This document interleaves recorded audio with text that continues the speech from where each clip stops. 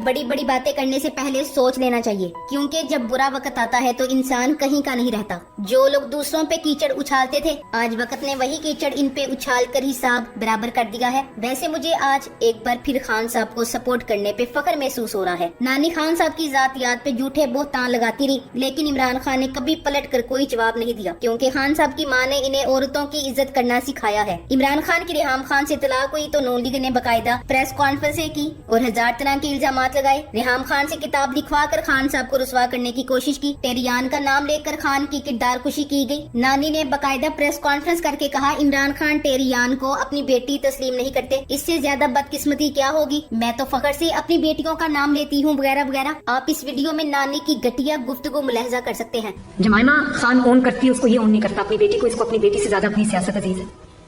मेरी 2 बेटियां, मैं सोच नहीं सकती कि मैं अपनी बेटियों को उनका हक ना दूं और मैं किसी और सियासी फायदे को के ऊपर अपनी बेटियां कुर्बान कर दूं।